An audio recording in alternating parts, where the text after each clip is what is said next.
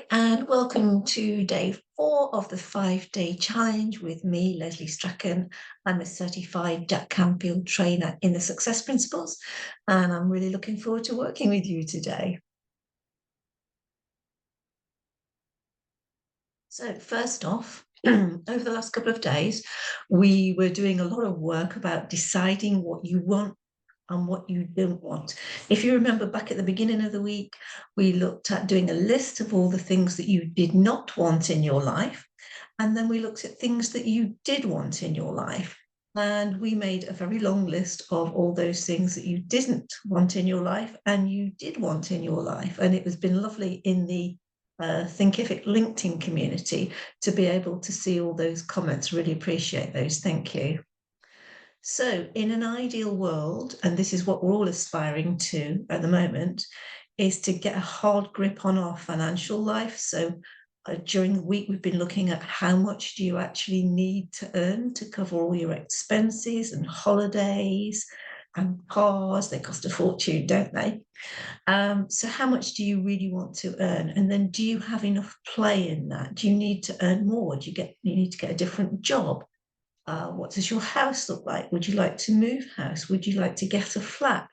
There's all these sorts of things that both you and the young people that you come into contact with will be experiencing the same sorts of things. Young people, strangely enough, still do want to move out and share flats with their friends at university and things like that.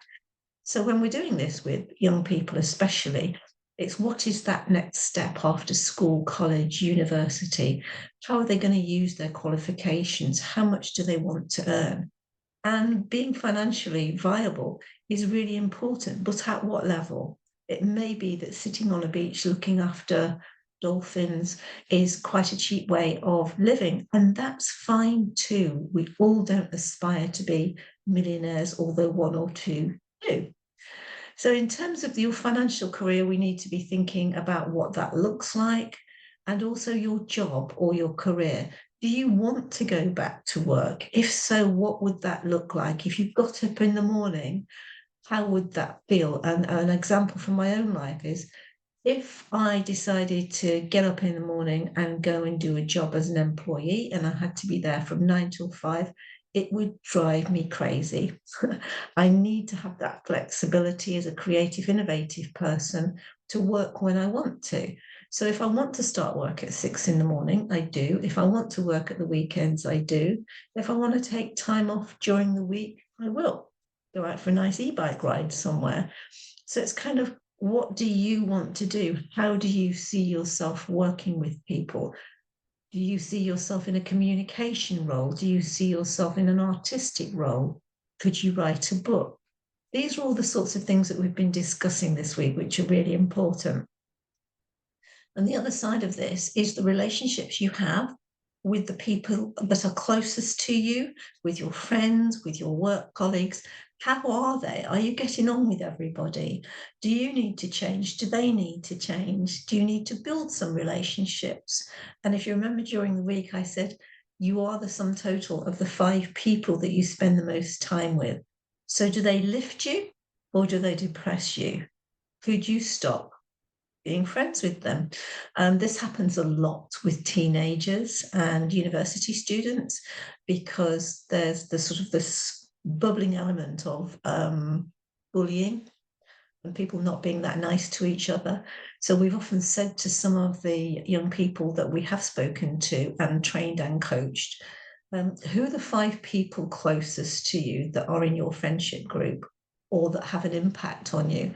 And it's quite interesting that there's always 1 or 2 people who do not lift, they depress because of their own self-confidence issues. So the key there is to move away from those kinds of people and surround yourself with people who do support what you're doing and your ideas and your expectations and your vision of what it is you want to do.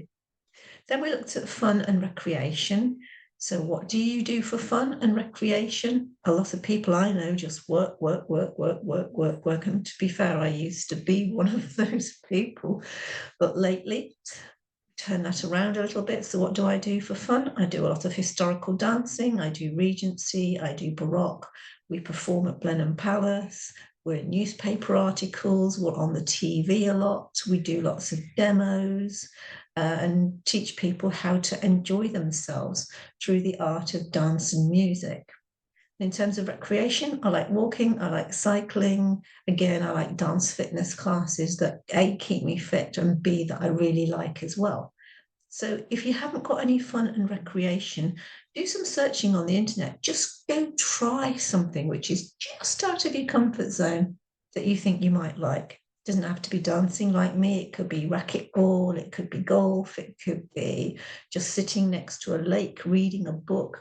There's all these really simple, free things that you can do which will really lift your spirits, or at least give you time to think, which is what we all lack at the moment, don't we? So in terms of your personal goals, we talked about whether you'd like to go back to college. Do you want to go learning Spanish like my husband's learning at the moment? Do you have a personal goal? I don't know what, to jump out of a plane. Doesn't appeal to me, but it might appeal to you.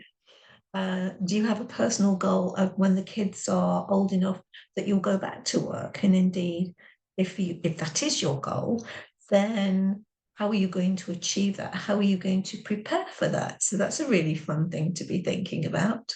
And in terms of your fitness and health, how fit are you? How healthy are you? Have you become a couch potato like I did over COVID and put on over a stone in weight? So it depends what fitness and health mean to you. This week I've been discussing the fact that I got diagnosed with diabetes, never been sick in my life.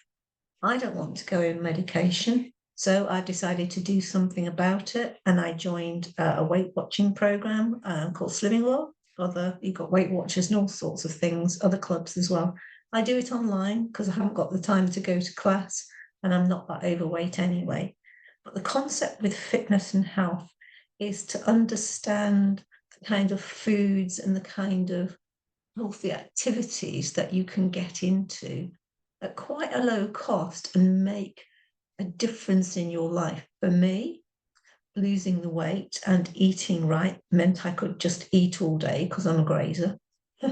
It also means that I'm just full of vitality and full of interest in the world, rather than being fairly depressed as I was before because the weight was going on and I was quite sedentary.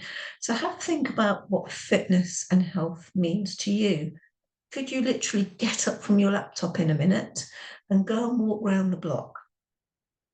Go and sit in the park at lunchtime. Go and sit in the car at lunchtime. We see people doing that all the time. It's just something that you can do that's just a little bit different. Could you walk half the way to work and get off the bus? Easy things to do. So yesterday we talked about gathering some images and making your own vision board. This is mine. This is my fourth one over about 8 years now. And it covers all 6 areas of our life that we were talking about before, from financial goals through to travel, through to what I do when I get particularly stressed. I go and sit on a beach in the sunshine with my sun hat on here. And that's really nice. I don't have to think about anything particularly. I can just sit there with or without a gin and tonic, with or without an ice cream. Can't have either at the minute, but hey ho, life's a compromise. So let's have a look now at the next stage of our journey together. This vision board is a different kind of vision board. You may just want to have words all over the place. That's absolutely fine. This was from a young lady who wanted to go into medicine. So she was exploring all sorts of different medical areas which she could go in. She wasn't quite decided. But after we'd done this I want list, she put it all into a word cloud. And she came up with the concept of clinical medicine around nursing and social work and midwifery. And it's helped her now to choose the next stage of her course. She was a year 10 student about 4 years ago. She's now at college. and then she'll probably go on to university, but she has a clearer role now in her life to where she wants to go.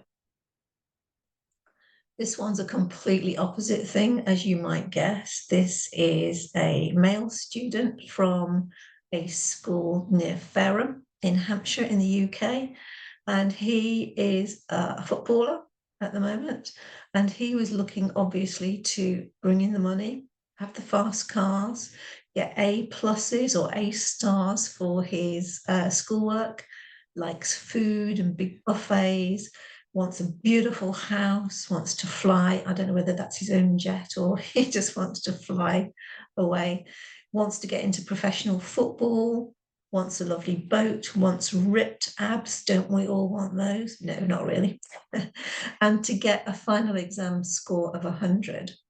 So his vision board is partially completed, as you can see here, because we're still working on that at the college he goes to.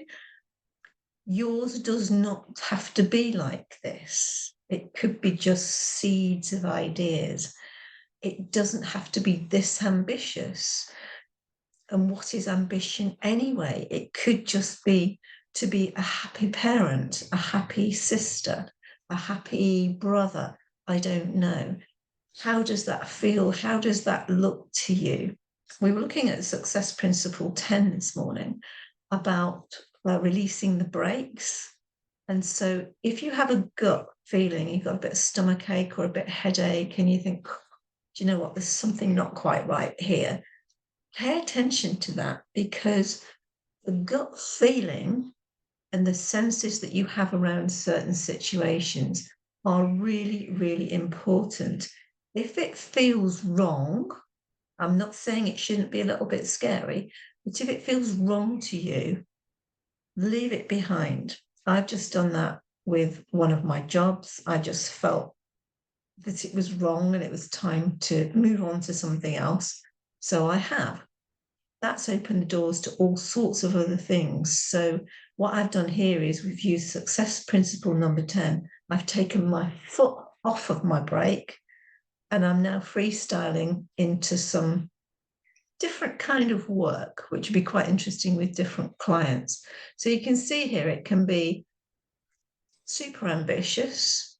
It can be just words, thoughts, and ideas in that word cloud we were just looking at, or it could be like mine, which covers all 6 areas of your life.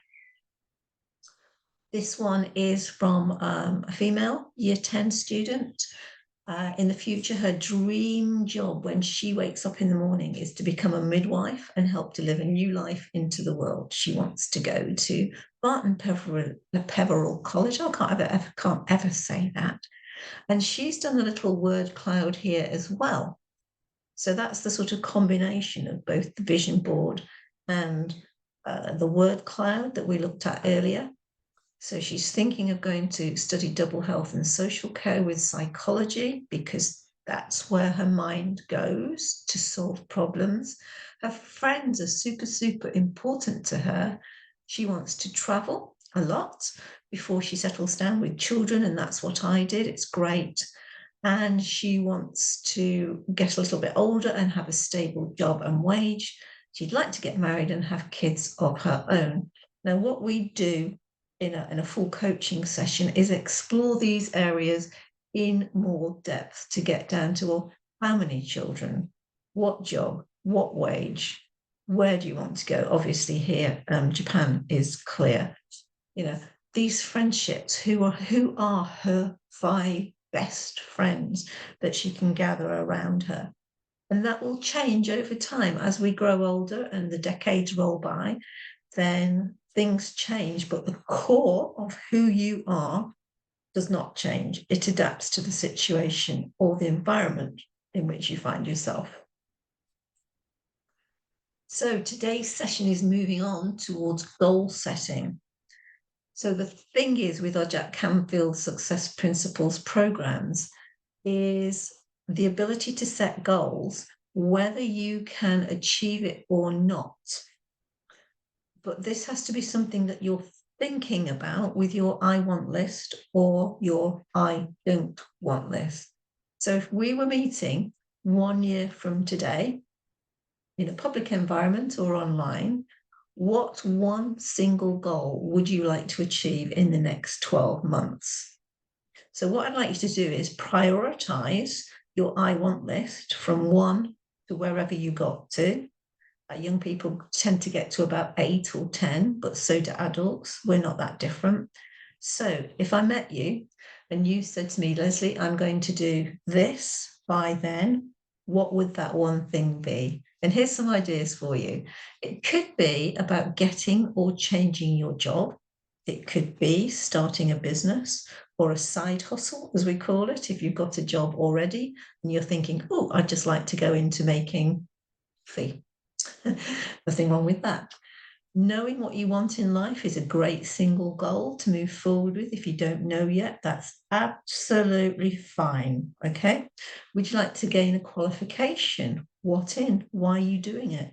Lots of older people now, including the retired, are going back to university and studying things to keep their mind active and ticking over.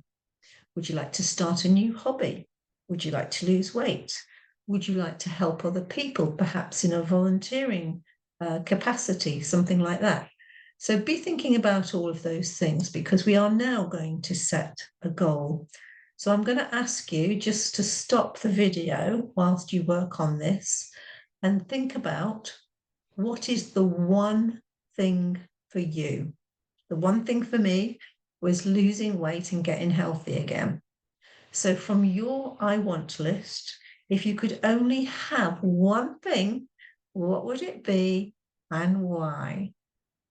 So for me, like I just said, it's losing weight and eating properly, because I don't want to have to take medication. And that's the first thing my doctor said to me. Oh, you're pre-diabetic, we're going to give you some medication. No.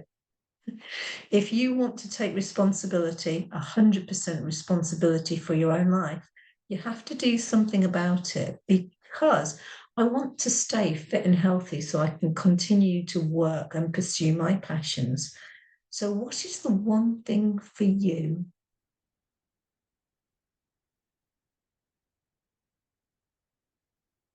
So now that we have the one thing that's for you, we need to make it into a SMART goal.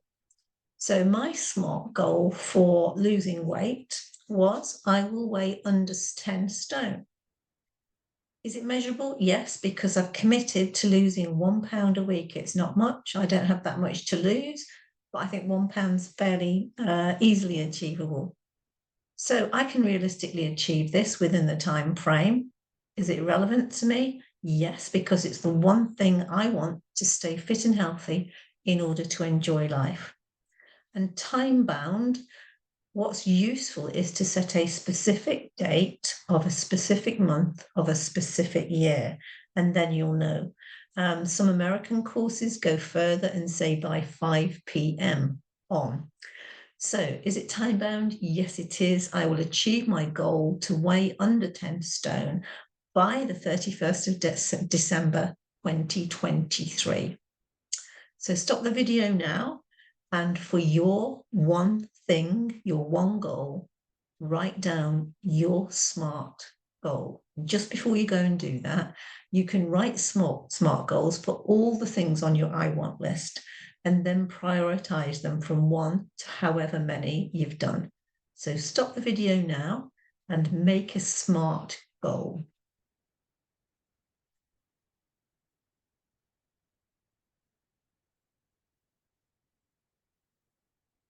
Okay, and the final piece in this jigsaw is to create your roadmap.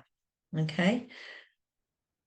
In the course that I run, we have a roadmap which can go from 3 months, 6 months, 9 months, 12 months. You might not like to plan ahead for the next 5, 10 years. That's entirely up to you. But if you downloaded a roadmap from the internet or from within the course, if you decide to join the course, you can have a SMART objective and the things that you're going to do over the next 4 years. You can career plan like this as well if you wanted to.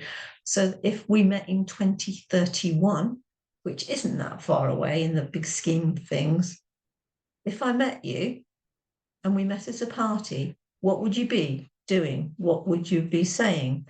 And interestingly enough, at Southampton Solent University, I worked with a lot of master's students, and we had a come as you are party for 2031. So they had to envisage where they were, come dressed like it, talk like it, all those sorts of things. And it was absolutely so much fun to see these people who brought along their pretend wives and children. So I'd like you to meet the wife, and I'd like you to meet my son and my daughter, and my adoptive children and what have you. And I'm a graphic designer in London now, and I own my own company. Let me just show you some of the work that I've been doing. Do you know anyone who wants to any graphic design stuff? And we had some wine and some nibbles, and it was kind of just like a huge celebration of the fact that they were working really hard through their master's studies, and now they had seen an end. This does not work for everybody. So if you're thinking this isn't going to work for me, that's fine. But if it's something that a tool that you could use to help you, then why not? Because I need you to believe that whatever you want is actually possible right now, including things like you'd like to go to Australia and New Zealand. And within 10 years' time, we're going to do that by going up into space and coming down. Rumour has it that we can get to Australia in 2 hours. So how cool would that be if you've got relatives there? So nothing is impossible if you believe in the possibilities. And as we go through the weekly coaching that's starting next month, you're going to get all these types of principles. Like I have my I want list, I have my I don't want list, I have my SMART goals, I have my roadmap. Now I need the confidence and the self-belief that that's actually going to be possible and I can do it. And that's where the weekly coaching comes in. So tomorrow is day 5, and we'll be bringing all 5 days together. But what I'd like you to do is share your journey in the community page so that we can check out what you're doing and how you're getting on. Lots of conversations and discussions in there would be really, really good. So we're going to move towards that tomorrow, bringing it all together. So thinking about after tomorrow, I just want to say a huge thank you for watching these videos. I really appreciate it. These are discovery workshops. And if you wanted to take this one step further and have a really deep dive into this, you can register for my weekly coaching sessions at Leslie's School at Thinkific. You could book an exploratory chat with me just to talk about life in the universe and how we might be able to work together. So my Calendly link is there for you, or you could sign up for the whole course, and the link is there. So it's on Leslie's School at Thinkific, and the course is called What Do You Want, strangely enough. So lots of stuff to do for you there. So these are my contact details. Please feel free to contact me on the phone or by email, and look at all my social media channels because there's a whole load of stuff on blogs and Twitter and LinkedIn and YouTube. And if you're a parent of a teenager or you're in careers and employability, you might want to look at the book that I've written called The Ultimate Guide for Parents: How to Help Your Kids Become Self-Confident, Happy and Passionate. And for those of you in an education environment, when I do go into schools, colleges and higher education institutions, I am DBS certified as well. So no worries on that. So thank you so much for watching today, and look forward to seeing you tomorrow and then hopefully further on down the line. Thank you so much for watching. See you tomorrow.